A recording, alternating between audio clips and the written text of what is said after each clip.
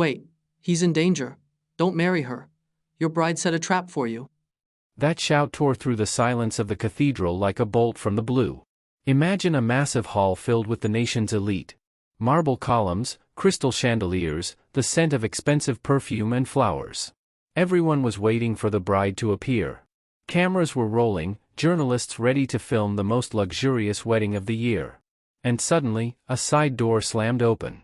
A 12-year-old boy burst into the aisle, thin, wearing an old shirt, hair messy. His voice trembled with desperation, but he kept shouting with all his strength, repeating again and again the same words about danger and a trap. The whole hall froze.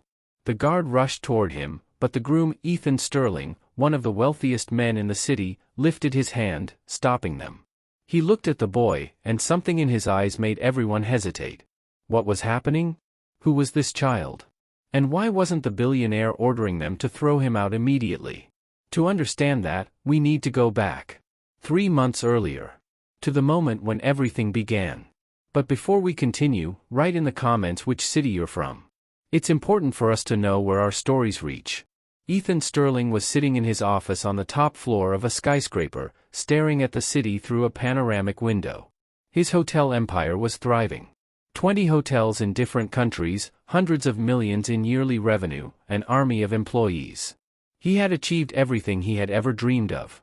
But for some reason, there was emptiness inside. That evening, he met Julia Reynolds at a charity event. She was flawless. Tall, elegant, with perfect manners and a captivating smile. They started talking by the fountain, and Ethan felt something unusual.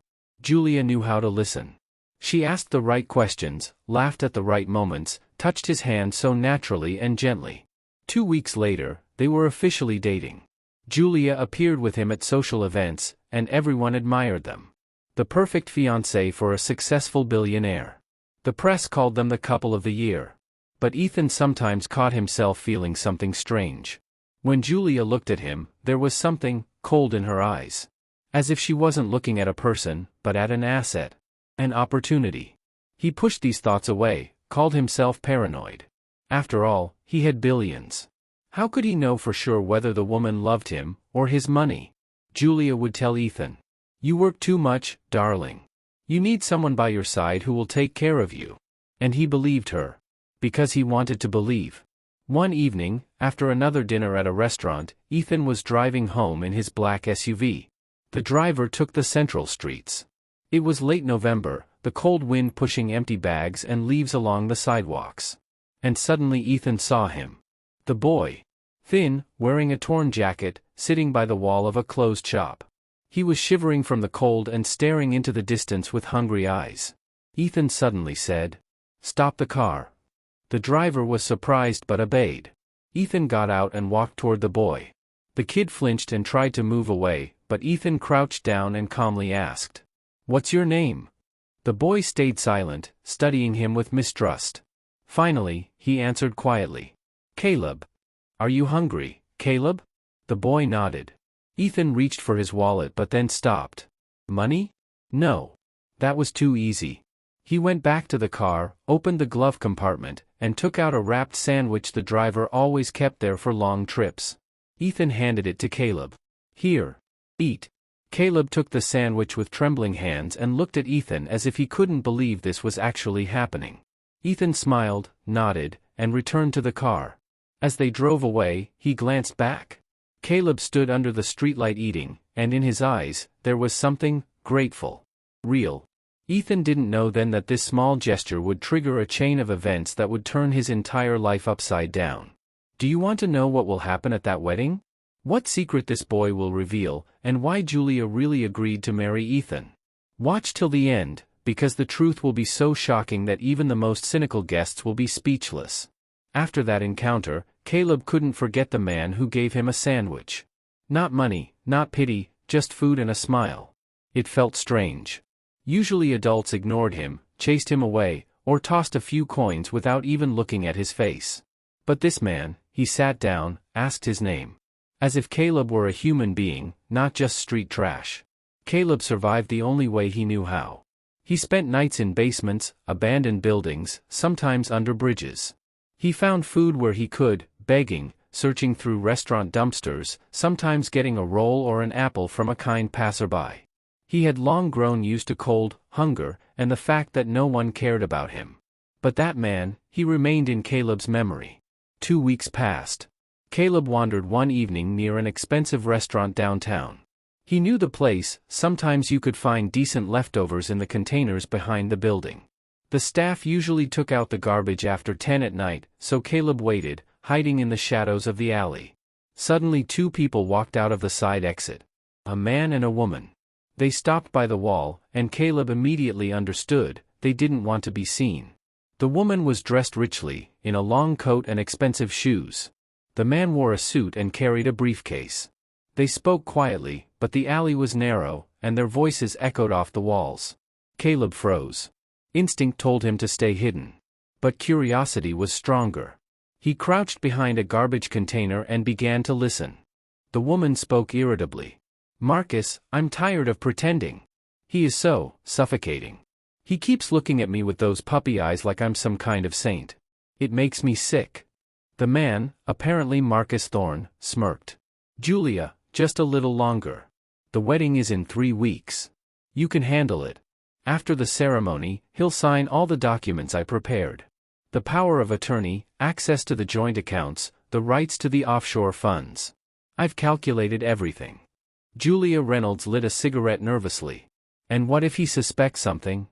Marcus wrapped his arm around her waist and pulled her closer. "He won't. You see how he looks at you. He's in love like a schoolboy. He has no idea his accountant and his bride are planning to strip him of everything." Caleb felt something tighten inside him.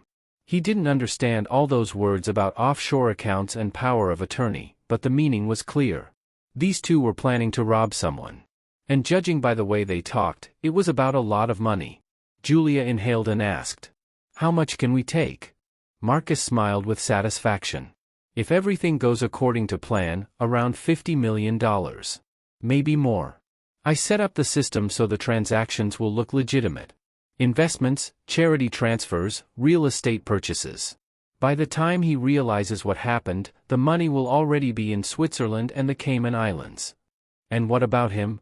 Marcus shrugged. "He'll be stuck dealing with the IRS and investigators. While he's trying to prove he's innocent, we'll be tanning somewhere in the Maldives. I already bought a villa there in your name. Well, in your cousin's name. No loose ends." Julia laughed. Cold, unpleasant. Caleb clenched his fists. He still wasn't sure who they were talking about, but anger was rising inside him. These rich, beautiful people were planning to destroy someone's life for money. Suddenly Marcus pulled a phone and a flash drive from his pocket. The phone was clearly broken, cracked screen, bent frame. Damn thing died. Good thing I transferred all the files to the flash drive. But I need to get rid of the phone. It has all the messages from the last 3 months. I'm not taking any risks. He walked toward the garbage container, just a few feet away from Caleb, and threw the phone inside. He meant to put the flash drive back into his pocket but missed without noticing, and it fell next to the container. Caleb held his breath, afraid to move. Julia fixed her hair. "All right, I have to go. Ethan is waiting for me. I need to play the happy bride." "Ethan." Caleb shuddered. Ethan. That was the man who gave him a sandwich. Tall, kind-eyed, in an expensive suit. So these 2 were planning to betray him. Marcus and Julia left, kissing like a loving couple. Caleb waited until their footsteps faded, then rushed to the container. He picked up the flash drive, dug through the trash, and finally found the phone. It really was broken, but the flash drive looked intact. Caleb clasped it tightly. He didn't know what was on it, but it was clearly important. These people wanted to destroy the evidence. Which meant this little device might save Ethan. The boy slipped out of the alley and ran through the cold streets. His heart was pounding. He needed to find Ethan. He needed to warn him. But how? Where did he live? How could Caleb reach him? He stopped under a streetlight, breathing heavily. In his hand, he held the flash drive like it was his last hope. The man who had been kind to him was in danger. And only he, a street kid, knew the truth. He couldn't stay silent. Even if no one believed him. Even if they chased him away. He had to try. The next day, Caleb began searching. He didn't know Ethan's last name, didn't know where he lived. But he remembered the car, a black, expensive SUV with tinted windows. Caleb spent entire days walking through the central streets, looking for that car. He went into a library with free internet and tried to find any clues. And finally, he got lucky.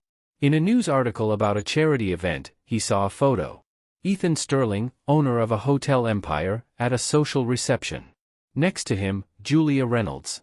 They were smiling at the camera, and the caption read, "The couple prepares for the wedding of the year." Caleb felt cold inside. So it was true. Julia really was his fiancée. And the wedding was soon. He searched for the address. The Sterling estate was in an elite suburb, behind a tall fence with security.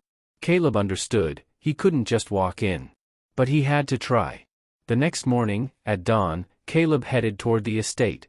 The walk took nearly 2 hours. He walked along the roadside, cars rushing past, splashing him with mud and cold air. But he didn't stop. When he finally reached the place, he saw massive wrought iron gates, security cameras, and a guard booth. Caleb stepped closer, and the guard, a big man with an unfriendly face, came out immediately. "Hey, kid, where do you think you're going?" he asked roughly. Caleb tried to speak calmly, though his heart was pounding. "I need to see Ethan Sterling. It's very important. I have to tell him something." The guard burst out laughing. "You want the boss? Have you even looked at yourself in the mirror? Get lost before I drag you down the steps." But Caleb didn't back down. "Please, listen. It's about his safety. He's in danger." A second guard stepped out of the booth and looked at Caleb mockingly. "Danger? From who? From you, kid? Look, if you think you can beg here or squeeze money out of us with some story, you're wrong. Leave before we call the police." Caleb pulled out the flash drive and showed it to them. "Here. This has the proof. His fiancée and his accountant want to rob him. I heard them talking. Please, show this to him." The first guard stepped close, towering over the boy. "Oh, so now you're spreading lies about Julia Reynolds too? I'm going to teach you a lesson." He grabbed Caleb by the jacket and shoved him so hard he fell onto the ground. The flash drive slipped from his hand and rolled across the asphalt. Caleb snatched it and tried to get up, but the guard was already dragging him outside the gate. "And don't you ever come back. Next time I really will call the police, and they'll send you straight to a group home. Got it?" Caleb found himself on the road, his knee scraped, clothes dirty. He held the flash drive tightly and stared at the closing gates. Anger blurred his eyes. Why wouldn't anyone listen? Why did adults think a kid couldn't tell the truth? He limped back to the city on foot. His knee hurt, but that pain was nothing compared to what he felt inside. Ethan had been kind to him. The only person who treated him like a human being. And now Caleb knew he was going to be betrayed, deceived, ruined. And there was nothing he could do. That evening Caleb sat in his usual hideout, an abandoned basement. He looked at the flash drive, thinking. What now? Security wouldn't let him in. Ethan didn't know him. The police wouldn't believe a street kid without evidence they could verify. Even if he brought the drive to a station, they'd chase him off or send him to a shelter. But time was ticking. The wedding was getting closer. Caleb saw posters and news everywhere, wedding of the year, Sterling and Reynolds tie the knot. Only 1 week left. Caleb lay down on the old mattress, closing his eyes. Thoughts raced in his head. If he couldn't warn Ethan before the wedding, everything would be lost. Once they got married, Julia would gain access to everything. And then it would be too late. And suddenly Caleb understood. If he couldn't reach Ethan at home, he had to do it somewhere Ethan would hear him. At the wedding. Right during the ceremony. In front of everyone. Yes, it was madness. Yes, they would throw him out again. But maybe Ethan would see him and remember the boy he once gave a sandwich. Maybe he'd give him a chance to explain. Caleb sat up and squeezed the flash drive. The decision was made. He would find out where the wedding would take place, sneak inside, and tell the truth. In public. Let them arrest him afterward, call him crazy, but he would try. Because sometimes the truth matters more than fear. Sometimes one small voice can stop a disaster. And Caleb was ready to be that voice. He took out the crumpled newspaper from his pocket. The article had the wedding details. The cathedral. Saturday. 11 in the morning. Caleb memorized every word. He had 5 days to prepare. 5 days until he would break into a billionaire's life and turn everything upside down. The week passed like a single day. Every evening Caleb came to the cathedral and studied the grounds. He memorized every entrance, every blind spot, every place where the cameras were. He knew that on the wedding day the security would be tighter, but he also knew that during the preparations there were always gaps. He just had to wait for the right moment. Meanwhile, the city was buzzing about the event of the year. The wedding of Ethan Sterling and Julia Reynolds was on everyone's lips. TV channels showed reports about the preparations, journalists interviewed the organizers. Ministers, famous business leaders, celebrities, everyone was invited. It wasn't just a wedding, it was a show. Julia relished the attention. She gave interviews in her luxurious home, showing her wedding dress, a lace masterpiece worth $20,000, talking about how happy she was to marry the man of her dreams. On camera she spoke softly. "Ethan is a man who changed my life. He's kind, generous, attentive. I can't believe how lucky I am. I'll be the happiest wife in the world." The cameras captured every word, every smile. Viewers were touched. What a beautiful couple. What a love story. And once the cameras were off, Julia called Marcus and said something very different. "Just 2 more days of this circus and we're free. I can already picture myself lying on the beach, spending his millions." Marcus laughed on the other end of the line. "Everything is going according to plan. I've prepared the documents. As soon as you come back from the honeymoon, he'll sign everything I need. I'll disguise it as paperwork for creating a joint family fund. He won't even read it." Julia lay back on the couch and closed her eyes. "And then? And then, over the next month, I'll slowly move the money. Small portions, nothing suspicious. By the time the security system notices anything, the accounts will be empty." Julia smiled. "I love you, Max. And I love you too, sweetheart. Very soon our real life will begin." She hung up and looked at the wedding dress hanging on the mannequin. A beautiful lie. A perfect mask. She had prepared for this for so long, learning to play the role of a loving fiancé, studying his habits, his weaknesses. And now the finale was near. Saturday arrived. The morning was cold but sunny. At the cathedral, preparations had begun. Vans with flowers arrived, workers set up arrangements at the entrance, inside they placed chairs and decorated the altar. Everything was planned down to the smallest detail. By 10 in the morning, guests began to arrive. Limousines, luxury cars, security in black suits, journalists with cameras. Women in evening gowns, men in tuxedos. The elite. The crème de la crème. Everyone came to witness the celebration of the year. Caleb watched everything from a distance. He hid behind the corner of a nearby building and waited. He dressed the best he could. He found a clean shirt in a thrift store, washed it in a fountain, and dried it on a basement radiator. His pants were old but not torn. He wanted to look at least somewhat decent so he wouldn't be grabbed instantly at the entrance. When the guests started entering the cathedral, Caleb carefully moved closer. Security was busy checking invitations. He slipped around the side of the building and found a small service door where workers had brought in flowers. It was slightly open. Caleb slipped inside. Inside, the cathedral looked like something from a fairy tale. Huge bouquets of white roses and orchids, candles in golden holders, white ribbons flowing from the ceiling. The organ played solemn music. Guests took their seats, whispering and admiring the decor.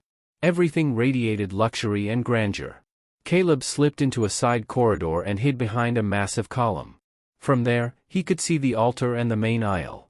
His heart pounded so hard he feared it would echo under the vaulted ceiling.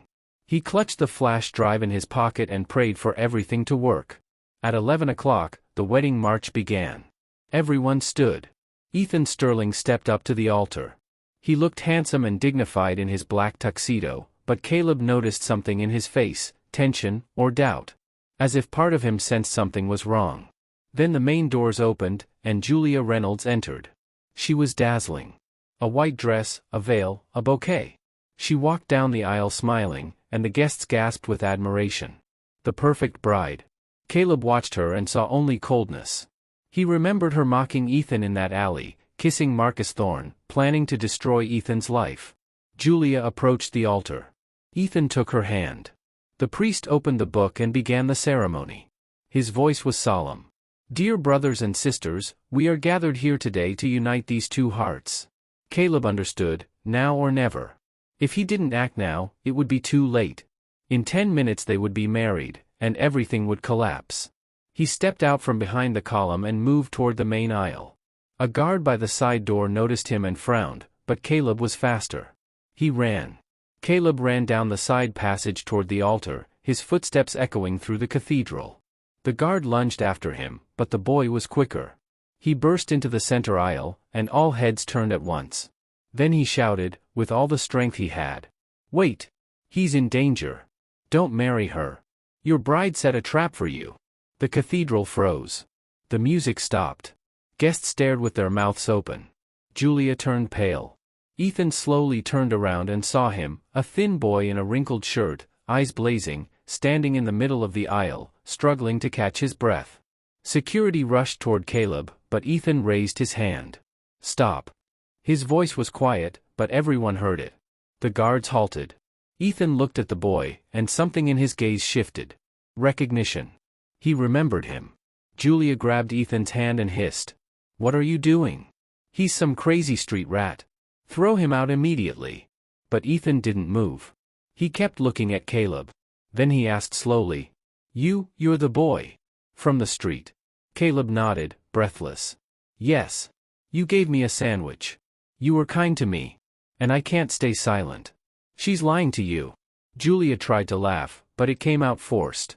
"Ethan, sweetheart, this is absurd. Some street kid breaks into our wedding and babbles nonsense. Let security take him out so we can continue." But the guests were already whispering. Journalists switched on their cameras. The atmosphere tightened. Ethan took a step toward Caleb. "What do you want to say?" Caleb pulled the flash drive from his pocket and held it out with a trembling hand. "This has the proof. I heard her talking to your accountant. To Marcus Thorne. They're lovers. They want to steal your money. $50 million. Everything is planned. The wedding is a trap." Julia screamed. "That's a lie. Ethan, don't listen to him. He wants money. He's just a filthy beggar who made up this story." But Ethan took the flash drive from Caleb's hand. He looked at it, then at Julia. Something flickered in his eyes, a suspicion he had pushed down for so long. "Where did you get this?" he asked quietly. Marcus dropped it near the dumpster where he threw away his broken phone. "I found it. I don't know what's on it, but they said it was important. That it has messages and plans."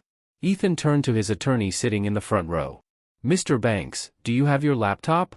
The attorney, an older man with silver hair, nodded and quickly took a computer out of his briefcase. He walked up to the altar, and Ethan handed him the flash drive. Julia grabbed Ethan's arm. "Ethan, please. This is some kind of prank. Don't do this in front of everyone. Let's talk about it later, in private." But Ethan gently pulled his hand back. "If it's a prank, we'll all laugh. If not," he didn't finish. Mr. Banks inserted the flash drive into the laptop. A few seconds passed. Everyone held their breath. Then the attorney's expression changed. He turned pale and looked at Ethan. "There are files. Audio recordings. Messenger conversations. Documents. Play the audio," Ethan said. His voice was firm, though Caleb could see his hands shaking. The attorney pressed a button, and voices echoed through the cathedral. Julia's voice and a man's voice. "Marcus, I'm tired of pretending. He's so suffocating." "Julia, just a little longer. The wedding is in 3 weeks. How much can we take?" "Around $50 million. Maybe more. And what about him? He'll be stuck dealing with the IRS and investigators." The recording continued, and with each sentence the silence in the cathedral grew heavier. Guests listened without moving. Journalists filmed everything. And Julia stood at the altar, her face turning from pale to gray. When the recording ended, Ethan turned to her. The pain in his eyes made Caleb's heart tighten. "Is this true?" Ethan asked quietly. Julia opened her mouth but couldn't speak. She tried to step back but tripped on her dress. Tears streamed down her face, not from remorse, but from rage and fear. It's not what you think," she whispered. "Not what I think?" Ethan raised his voice. "You were planning to steal my money. You and Marcus Thorne. You're lovers. You've been playing a role this whole time. Julia broke down in tears, but she could no longer deny anything. Guests started standing up, whispering to each other. Some were filming. One of the ministers pulled out his phone and called someone, likely the police. Mr. Banks kept scrolling through the files. "Mr. Sterling, there are more messages here. Plans for the transfers. Names of offshore accounts. It's a complete fraud scheme. And these are documents Marcus prepared for your signature." Ethan covered his face with his hands. He stood at the altar in his expensive tuxedo, and beside him lay the ruins of his life. His world had collapsed in minutes. Suddenly Julia snapped. She tore off her veil and ran toward the exit, but the guard blocked her path. She struggled and screamed, but they held her back. Chaos erupted inside the cathedral. Ethan slowly walked toward Caleb. The boy stood in the aisle, small and frightened, unsure of what would happen next. Ethan kneeled before him, not caring about his tuxedo, and looked into his eyes. Tears streamed down his face. "You saved me," he whispered. "You saved my life." Caleb didn't know what to say. He just nodded. Ethan pulled him into a hug, tight, desperate, as if clinging to the only thing real left in his world. The news spread across every channel within hours. "Billionaire's wedding destroyed. Bride exposed as a fraud," shouted the headlines. Videos from the cathedral, Caleb running in, the recording playing, flooded the internet. Millions of views. Hundreds of thousands of comments. Police arrived at the cathedral shortly after. They arrested Julia Reynolds on the spot. She screamed that it was all a misunderstanding, that the boy was lying, that the recordings were fake. But the evidence was undeniable. The flash drive contained not only audio, but also messaging logs where Julia and Marcus discussed in detail how they would steal $50 million from Ethan's offshore accounts. Marcus Thorne was arrested at his apartment 2 hours later. He was trying to destroy documents when the police broke in. They found copies of the contracts he had prepared for Ethan and fake papers for a charitable family fund, the cover for the embezzlement scheme. During interrogation, Marcus first denied everything, but when shown the messages and audio recordings, he broke. He confessed to everything. He told them how he met Julia 2 years earlier, how they fell in love and started planning. How Julia deliberately approached Ethan at that charity gala, having studied his habits and preferences. How she played the perfect fiancée for a year and a half. It had all been a performance. Guests from the wedding left in shock. Ministers, business leaders, celebrities, everyone talked about nothing else. Some felt sorry for Ethan, others whispered that he should have seen the fraud coming. Journalists surrounded the Sterling estate, but security let no one inside. And Ethan sat in his office, staring out the window. He couldn't believe it. A year and a half of his life, nothing but a lie. Every smile from Julia, every "I love you," every touch, it had all been fake. She had never loved him. She loved only his money. He poured himself whiskey and drank it in one gulp. His head spun. He kept thinking that if not for that boy, if Caleb hadn't burst into the cathedral, he would have gotten married. Signed all the papers. And a month later he would have found empty accounts and a destroyed reputation. He might even have gone to prison while investigators sorted everything out. Caleb saved his life. A street kid he once gave a sandwich. Ethan remembered hugging Caleb in the cathedral. The boy standing there, small and terrified but so brave. He wanted to find him, thank him, bring him home, take care of him. But in the chaos of arrests and interrogations, Caleb simply disappeared. Vanished into the crowd. 3 days passed. The scandal didn't calm down. TV kept replaying reports. Ethan's lawyers worked to block all attempts by Marcus and Julia to transfer anything from his accounts. Fortunately, Caleb had acted in time, and the money remained untouched. But Ethan felt empty. He stopped going to work. Stayed home, didn't answer calls. Depression wrapped around him like a heavy blanket. He couldn't eat, couldn't sleep. He just drank and stared out the window. One evening he turned on the TV. The news was on. The anchor talked about some economic reforms, but then the segment switched to a social report. A journalist stood on a street in the rain. The problem of homeless children in the city is becoming more urgent. Hundreds of kids live on the streets without shelter or food. Officials promised to resolve this issue, but so far nothing has changed. The camera panned across the street, and Ethan froze. There, under the bus stop awning, curled up, was a boy. Thin, soaked through, shivering from the cold. And Ethan recognized him. Caleb. His heart dropped. Ethan jumped up, grabbed his keys and jacket, and ran out the door.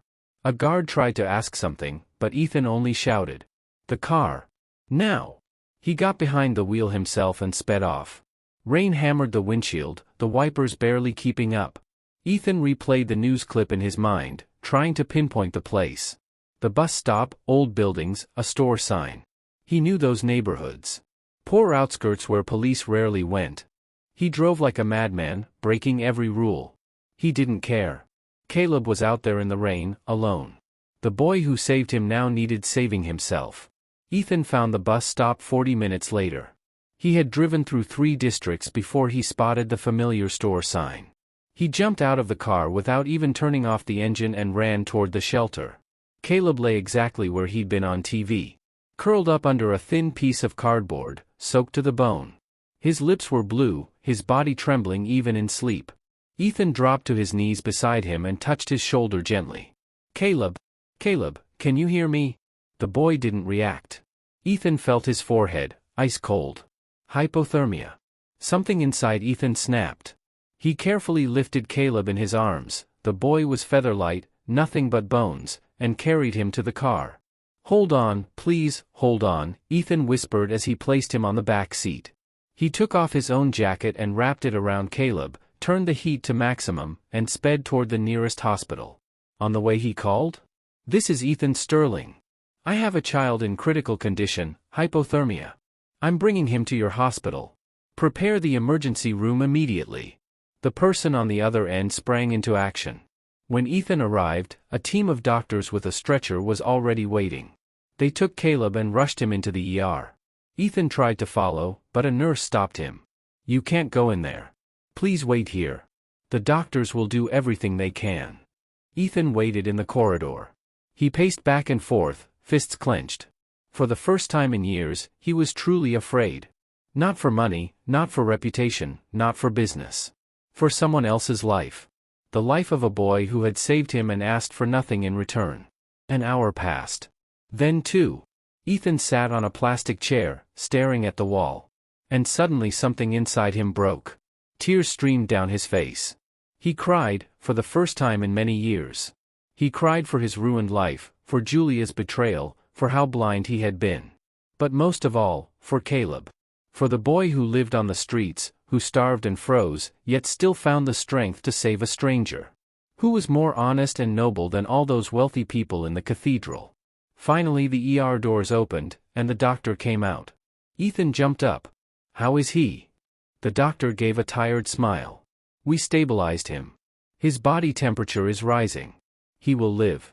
But a few more hours in that rain, and it would have been too late. You brought him just in time." Ethan let out a breath. His knees buckled and he leaned against the wall. "Can I see him?" "In about an hour. Let him rest a bit." Ethan nodded and sat down again. He closed his eyes and thanked every god he believed in, and those he didn't. When they finally let him into the room, Caleb lay under warm blankets, hooked to an IV. His face was pale, but his breathing was steady. Ethan approached the bed and gently took his hand. Caleb opened his eyes. He looked at Ethan for a few seconds, not recognizing him at first, then whispered, "You found me." Ethan nodded, unable to speak. Caleb gave a weak smile. "So you believed me. I was afraid you'd think I was lying." Ethan squeezed his hand. "You saved my life, Caleb.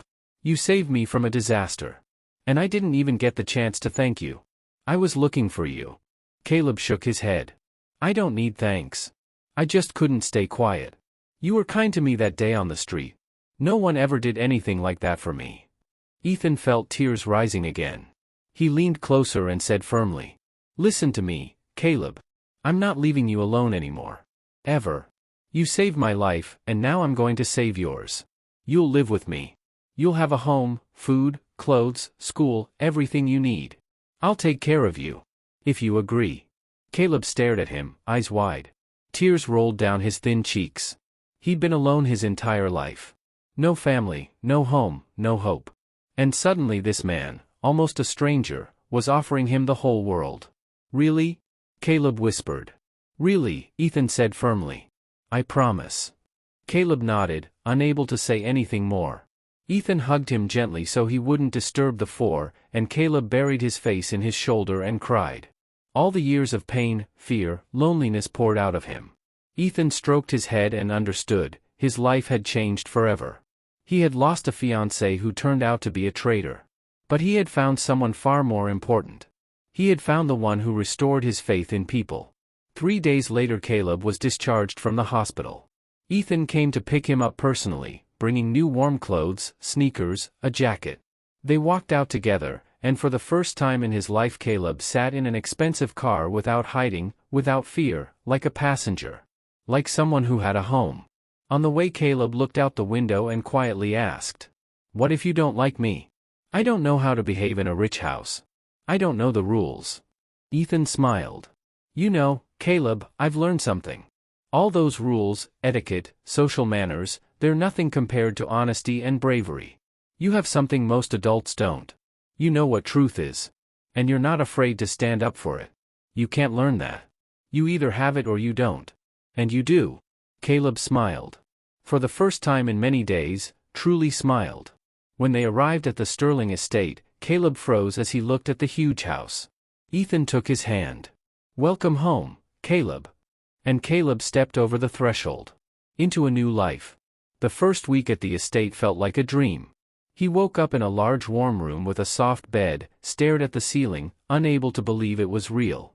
Before, he woke from cold, from hunger, from fear of being chased away. Now, he woke in warmth and silence under a down comforter. Ethan showed him the entire house on the first day. Caleb wandered through the rooms with wide eyes.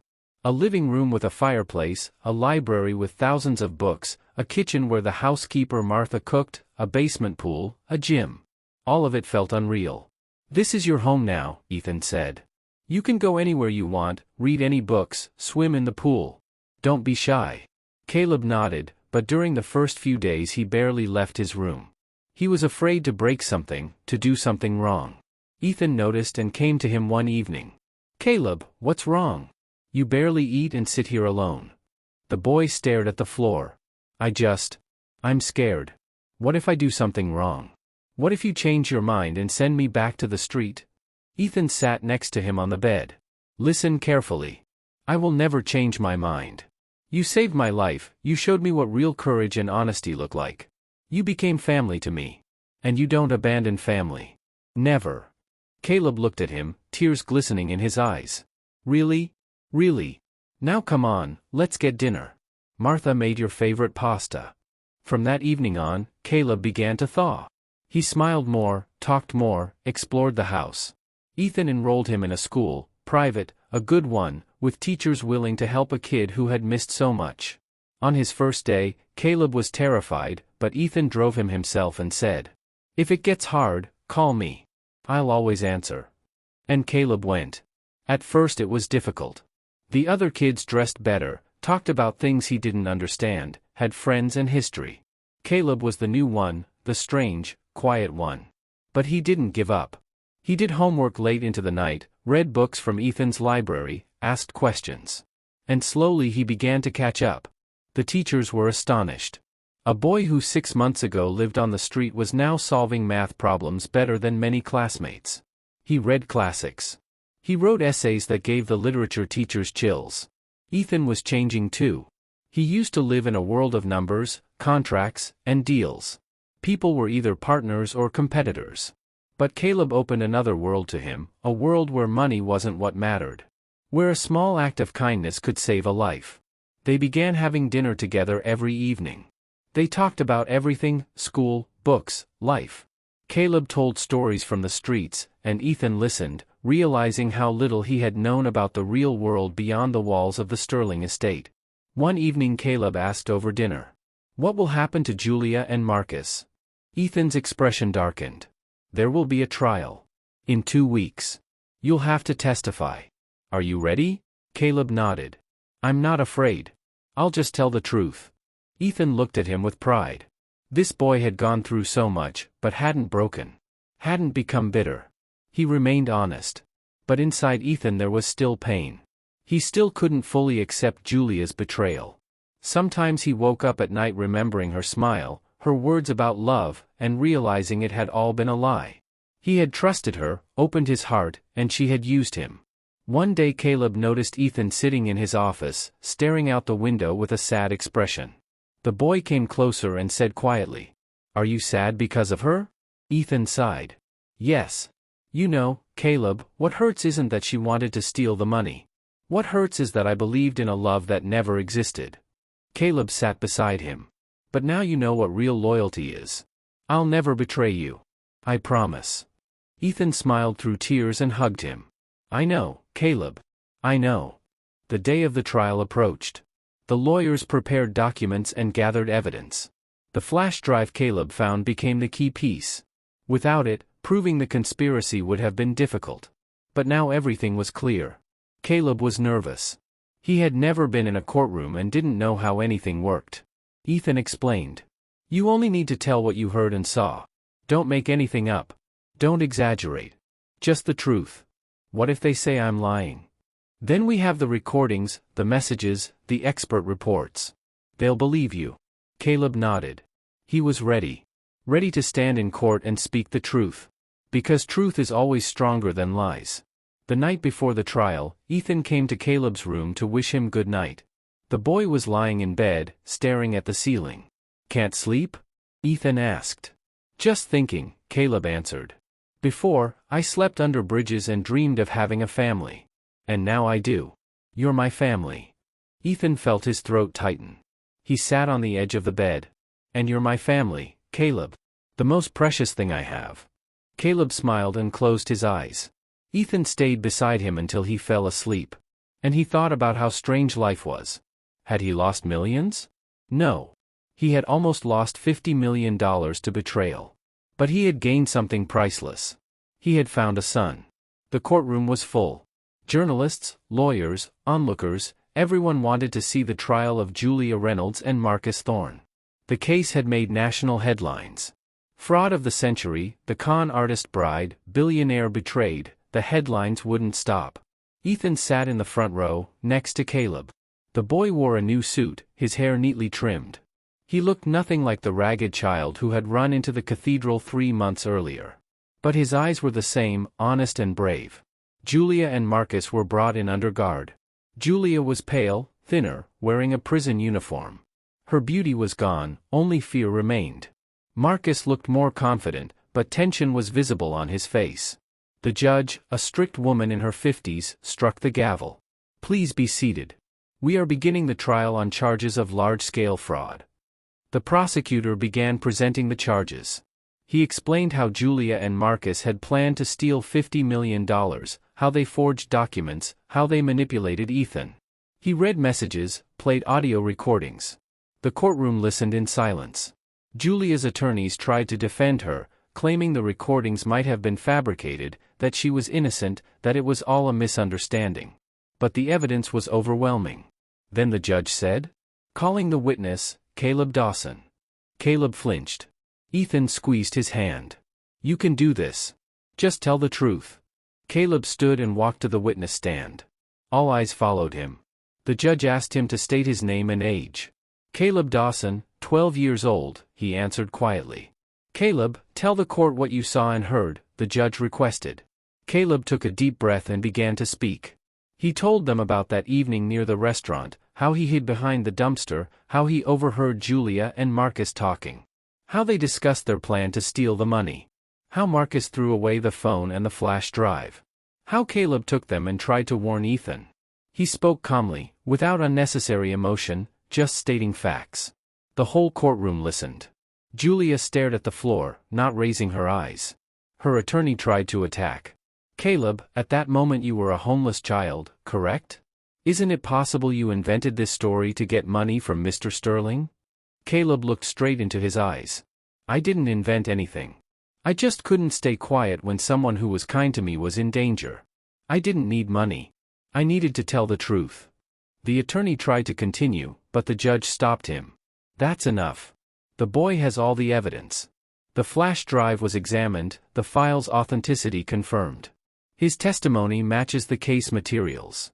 After Caleb, experts and accountants testified, explaining the fraud scheme. Everything aligned. Julia and Marcus had been planning the theft for 2 years. They were guilty. On the third day of the trial, the judge delivered the verdict. The court finds Julia Reynolds and Marcus Thorne guilty of large-scale fraud, conspiracy to commit larceny another person's assets, and document forgery. I sentence each to 7 years in prison with asset confiscation. Julia covered her face and broke into tears. Marcus froze with a stone-cold expression. The courtroom buzzed as journalists rushed to write their reports. Ethan looked at Julia and felt nothing. No anger, no satisfaction, only emptiness. This woman had destroyed his trust, but she had also opened his eyes. Now he knew what truly mattered in life. A week after the verdict, Ethan received a letter. Julia wanted a meeting. She wanted to talk to Caleb. Ethan asked the boy, "Do you want to see her?" Caleb thought for a moment, then nodded. "Yes. I want to understand why she did it." They went to the detention center. Julia was brought into the visitation room. She sat at the table in a prison uniform, without makeup, her eyes dull. When Caleb entered, she lifted her head. "You came," she whispered. Caleb sat across from her. Ethan remained by the wall. Julia looked at the boy and said slowly, "I wanted to apologize. To you. To Ethan. I did terrible things. I lied, manipulated, betrayed. All for money. And then you appeared and destroyed my plan. And you know what? I'm actually glad." Caleb looked at her in surprise. "Glad?" Julia nodded. "Yes. Because if I had stolen that money, I would never have stopped. I would have kept lying, hurting people, ruining lives. You stopped me. You showed me the truth. And now I see what I became. I'm ashamed." She wiped her tears. "I'm not asking for forgiveness. I don't deserve it. But I want you to know, you did the right thing. You didn't just save Ethan. You saved me from myself." Caleb was silent for a few seconds, then said quietly, "I don't hold a grudge. I just wanted the truth to come out. It always does, sooner or later." Julia nodded. "You're wiser than most adults, Caleb. Take care of Ethan. He's a good man. He deserves happiness. And I earned what I got." Caleb stood. "I forgive you. Because holding on to anger poisons your soul. And I don't want to be poisoned." Julia looked at him through tears and whispered, "Thank you." Caleb and Ethan left the detention center. On the way home they stayed silent. Finally Ethan said, "You did something noble today. Forgiving someone who caused pain, that's strength." Caleb looked out the window. "I just don't want to carry that weight. Life's too short to waste it on hate." Ethan smiled. This boy was teaching him how to live again. 6 months passed after the trial. Life slowly found a new rhythm. Caleb went to school, made friends, started doing sports. Ethan returned to work, but everything was different now. He no longer spent days and nights in the office. He went to Caleb's school plays, they went fishing on weekends, had dinner together every evening, talking about everything. But Ethan understood that simply moving on wasn't enough. What happened with Caleb changed him. Opened his eyes to how many children lived on the streets, starving, freezing, with no chance at a normal life. And he decided to do something about it. One evening over dinner, Ethan said, "Caleb, there's something I want to discuss with you." The boy looked up from his plate. "What is it?" "I want to create a center to help children who live on the streets. To give them a roof, food, clothes, the chance to study. I want them to get a second chance, just like you did. And I want to call this center Guardians of the Future. Because these children are our future. And we must protect them."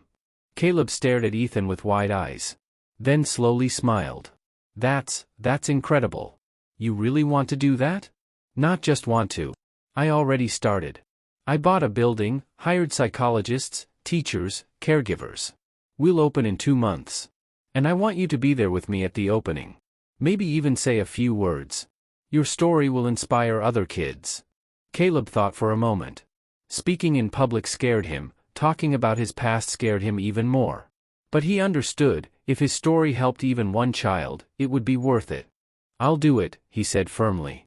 Ethan poured his heart into the project. The center building was huge, a 3-story home in a quiet neighborhood. There were bedrooms, a dining hall, classrooms, playrooms, a gym, a library. Everything was created with love and care. He hired the best specialists, psychologists experienced in working with traumatized kids, teachers who could teach even those who had never been to school, doctors, cooks. The center could house up to 50 children at the same time. The news of the center spread across every media outlet. "Billionaire saved by street boy builds shelter for homeless children," the headline said. People were inspired. Many business leaders offered financial support. Volunteers lined up to help. The opening day arrived. The area in front of the center was decorated with balloons and flowers. A crowd gathered: journalists, donors, city officials, and people who simply cared. Cameras were on, photographers were ready. Ethan stepped onto the small stage. He was nervous, but his voice was steady. "Friends, thank you for being here today. This center was born from a personal story. 6 months ago, I almost lost everything because of the betrayal of people I trusted. But I was saved by a boy from the streets.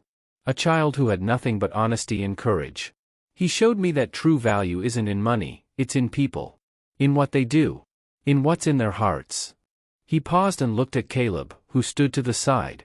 "Today we open Guardians of the Future, a place where children in difficult situations can find a home, education, and care. A place where they can become whoever they dream to be. Because every child deserves a chance." The crowd erupted in applause. Ethan nodded and extended a hand to Caleb. "And now I want the one who inspired this center to say a few words. Caleb, come here." Caleb walked onto the stage nervously. His hands were shaking, his heart racing. He had never spoken in front of such a crowd. But he looked at Ethan, and Ethan gave him an encouraging nod. Caleb took the microphone and drew a deep breath. "My name is Caleb. A year ago, I lived on the street. I didn't know where I would sleep that night, or where I would get food tomorrow. I thought it would always be like that. That no one cared. But one day, a man came up to me and gave me a sandwich. Just like that. Expecting nothing in return. That small moment changed everything." He paused to gather his thoughts. "I want to say something to anyone who's on the streets right now, to anyone who thinks nothing will ever change: don't give up. One kind action can change your life. One honest step can save someone. I saved Ethan because I couldn't stay silent when I saw injustice. And he saved me by giving me a home and a family." Caleb's voice grew stronger. "No one is ever too small to change the world. No one is ever too poor to give hope. And no one is ever too alone to find a family. The truth always comes out. Goodness always returns. And each of us can be the guardian of someone's future." The crowd froze, then exploded into a standing ovation. People rose to their feet, clapping. Some cried. Journalists filmed everything. Ethan hugged Caleb, and the boy buried his face in his shoulder. After the ceremony, the center's doors opened and everyone came inside. The children who had already been accepted were showing their rooms, telling visitors about their classes, smiling. Their eyes shone with hope. A little girl around 9 approached Caleb quietly. "Is it true you used to live on the street?" Caleb crouched beside her. "Yes. But now I have a home. And now you do too. They'll take good care of you here." The girl smiled and hugged him. Caleb gently stroked her hair and thought about how everything had changed. A year ago he had been alone. And now he was helping other kids not feel that loneliness. That evening, when everyone had gone, Ethan and Caleb stood on the center's balcony, watching the sunset. "You know," Ethan said softly, "I thought my life ended that day in the cathedral. I thought I'd lost everything. But in reality, that's when I started living for real." Caleb looked at him. "And I thought my life would never begin. That I would stay nobody forever. But you gave me a chance." Ethan put an arm around his shoulders. "We gave each other a chance, Caleb. You saved me from disaster. And I gave you a home. We're family." "Family," Caleb repeated with a smile. They stood together, looking out at the city that had once been hostile and cold to Caleb, but had now become his home. A city where a center of hope had appeared for those who had lost theirs. A city where one small act of kindness had started a chain of events that changed lives. And somewhere far away, in other neighborhoods, other children looked up at the sky and dreamed of a home, of a family, of a chance. And now they had that chance. Thanks to Ethan. Thanks to Caleb. Thanks to the truth always being stronger than lies, and kindness always finding its way to those who need it.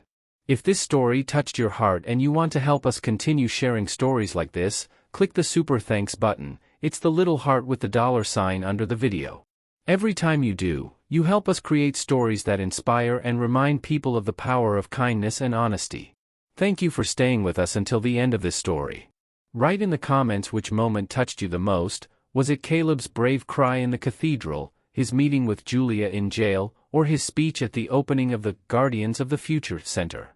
Subscribe and turn on notifications so you don't miss new stories about how small actions change big destinies.